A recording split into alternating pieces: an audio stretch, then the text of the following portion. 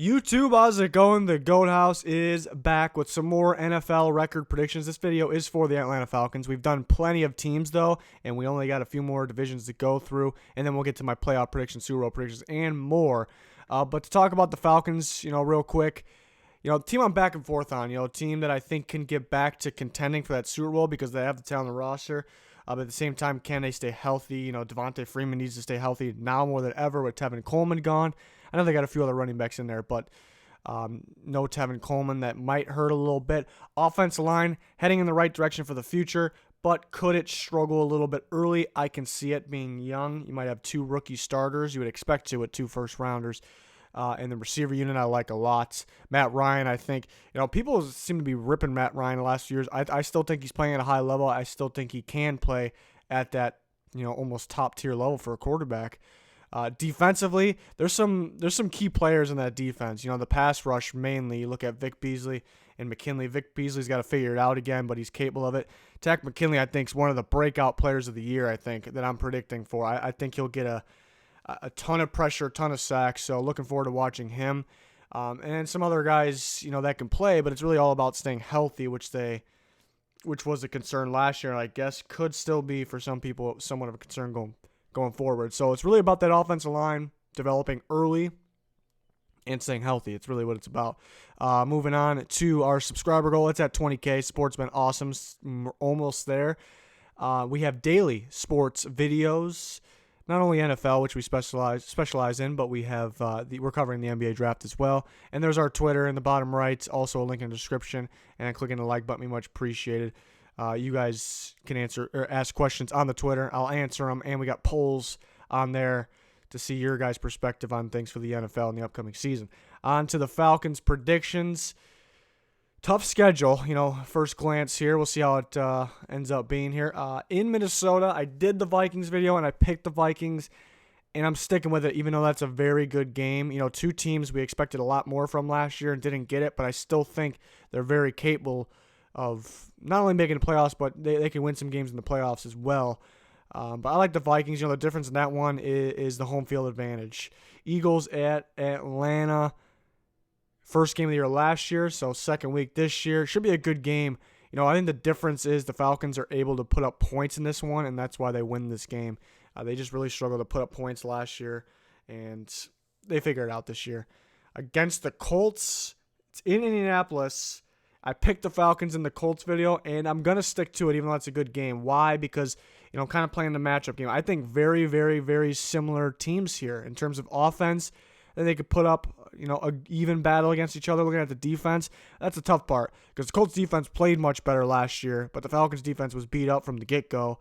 I think more healthy at this point. And on paper, it's a little better. We'll see how it is. Colts defense pretty surprising, but I'll take the Falcons. And I'm playing the matchup game again. I like the way the Titans match up against the Falcons. They can score points on these types of teams as long as they're healthy, which you expect them to be in Week 4. And then their defense can slow them down as well. So I do like the Titans. And I got 3 AFC South teams in a row. Interesting. In Houston, I'd stick with the Texans pick. I think the difference there is a home field advantage. Falcons at Arizona. Could be tough to match up, game plan against Kingsbury, that college offense, and Kyler Murray, but I'll still take the Falcons here. And then they're home against the Rams. That's a good game. That's a shootout. I'm gonna take the Falcons in that one. Maybe the Rams slightly better in the playoff run.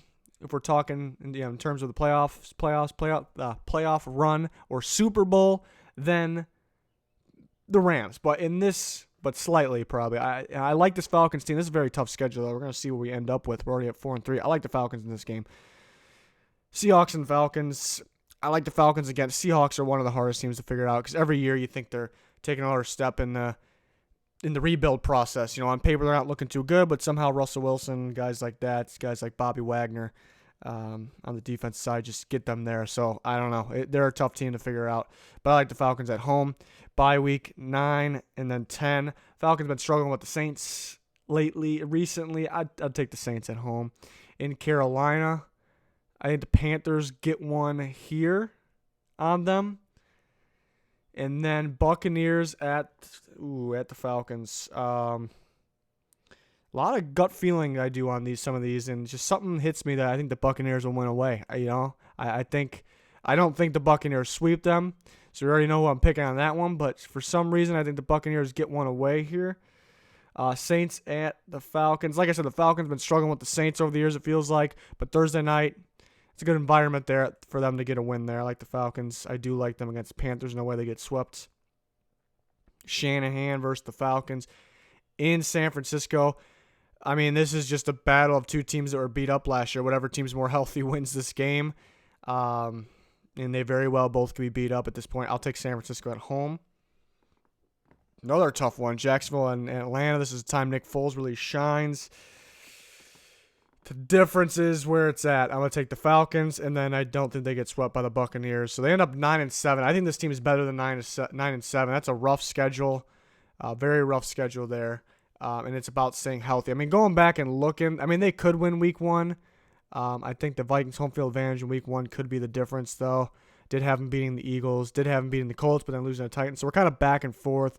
Could beat the Texans there, but I did have them beating the Rams, beating the Seahawks, getting one on the Saints. They could 2-0 the Falcons or the Bucs. Don't see them doing both.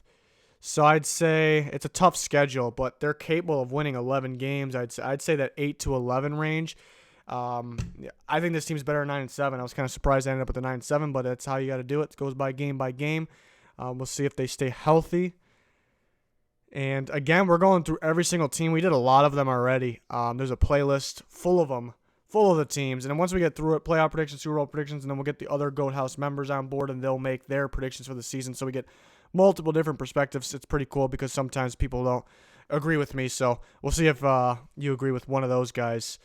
So that should be a lot of fun coming up. We're trying to do more live streams in the future and NBA draft content too. So can't wait for all that. Thanks everyone for the support. Thanks for watching. Goodbye.